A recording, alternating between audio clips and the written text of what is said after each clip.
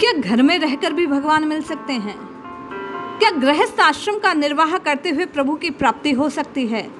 अक्सर साधकों के हृदय में ये शंका रहती है, क्या इसी जन्म में हमें भगवान की प्राप्ति हो जाएगी? घर का कार्य करते करते क्या हमें भगवान मिल जाएंगे? इन सभी संशयों को दूर करने के लिए गृहस्थ में रहकर कैसे भगवान का स्मरण किया जाए, कैसे नाम जपा जाए और क्यों नाम जपा जाए, इस विषय पर प्रकाश डालने के लिए आप और मैं परम नामनिष्ठ महात्मा श्री तुकाराम जी के उपदेशों को श्रवण करते हैं और अपने संशयों से मुक्त हो नित्य निरंतर भगवान नाम का उच्चारण कर अपने कल्याण को सुनिश्चित करते हैं। जय श्री हरि। पूज्य गुरुदेव के चरणों में बारंबार प्रणाम। सभी नामनिष्ठ साधकों को जय जय श्री सीताराम। पूज्य तुकाराम महाराज लिखते हैं, कहो सांप खाता अन्न, करे क्या धान बकबी, कपट भरा भीतर भरा उदर मल से, करे चूहा भी एकांत गदहा भी भभूत रमावे, तुका जल नक्रालय ना काग भी नहाए कहे तो। क्या गृहस्थ आश्रम में भगवान नहीं है तब वन में पागल होकर क्यों भटकना? वन में यदि भगवान होते तो हिरण खरगोश बाघ क्यों कर नहीं तर जाते? आसन जमाकर ध्यान लगाने से यदि प्रभु की प्राप्ति होने वाली है तो बक समुदाय तो क्षण मात्र में उद्धार होना चाहिए था। एकांत में गुफा में रहने से यदि भगवान मिलते तो चूहे सदैव बिल में रहते हैं, फिर उसे त्याग कर क्यों घर की ओर लौटते हैं? ये सब प्रश्न तुकाराम महाराज आपसे और मुझसे कर रहे हैं कि एकांत में रहने से, ध्यान करने से, ध्यान में रहने से, घर का त्याग करने से क्या मात्र इसी से प्रभु की प्राप्ति होती है? क्या सांप ने कभी अन्न खाया है? क्या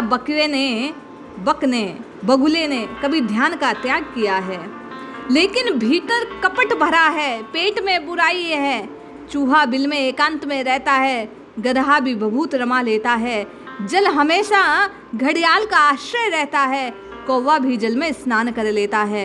इन सब के होते हुए भी क्योंकि ये सब कपट का त्याग नहीं करते, पेट में बुराई को भरे रखते हैं, असाधु हैं, परमार्थ की ओर इनका ध्यान नहीं, इसलिए वन का आश्रय लेकर भी, ध्यान का आश्रय लेकर भी, एकांत का आश्रय लेकर भी इनको परमात्मा की प्राप्ति होती नहीं।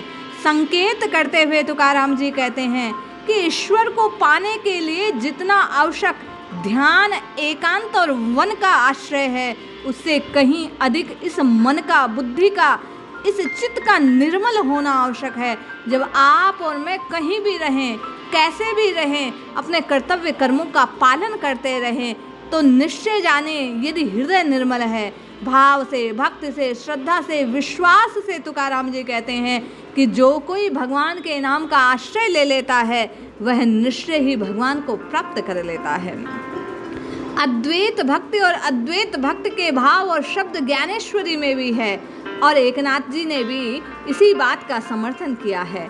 तुकाराम साहिब की वाणी में, अभंगों में बारंबार मुख से अखंड नारायण नाम को ही मुक्ति का आधार माना गया है। जिस प्रकार गोस्वामी जी ने कहा, भाय कुभाय अनक आलस हूँ, नाम जपत मंगल दिश दशूं, उसी प्रकार तुकाराम जी कहते हैं कि गृहस्थ में रहकर चाहे जो करते रहो, लेकिन भगवान का एक पल को भी विस्मरण ना हो, शरीर का सुख भोग ना हो, दुख भोग ना हो, त्याग ना हो, शरीर बुरा है अच्छा है इस बात पर ध्यान ना दो, केवल जल्दी हरि भजन में लग जाओ तो चाहे जहाँ रहो।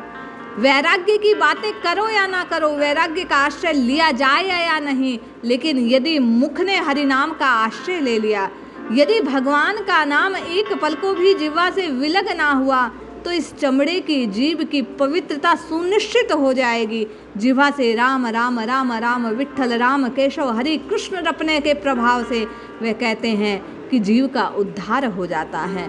निश्चय जानिए, आप चाहे घर में रहें या वन में, तुकाराम जी कहते हैं जो विठ्ठल विठ्ठल विठ्ठल विठ्ठल गाने का स्वभाव बना लेता है, विठ्ठल उसी को प्राप्त हो जाते हैं।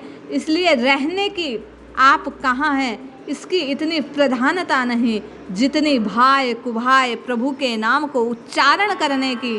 समय बेकार ना खोकर तुकाराम जी कहते हैं कि द्रव्य की ओर दृष्टि ना करते हुए कथा कीर्तन करते हुए जो नित्य निरंतर भगवान केशव के नामों का कीर्तन करता रहता है, वह निश्चय ही गृहस्थ का आश्रय लेकर भी तर जाता है। भगवान पुरुषोत्तम के नाम का आश्रय लेने के प्रताप से भगवान की उसको प्राप्ति हो जाती है। इसलिए आप और मैं अपने कर्तव्य कर्मों का निर्वहन करते हुए घर में रहकर ही भगवान नाम का आश्रय ले नित्य निरंतर राम जी को पुकारते रहें तो निश्चित लाभ होगा। जय श्री हरि।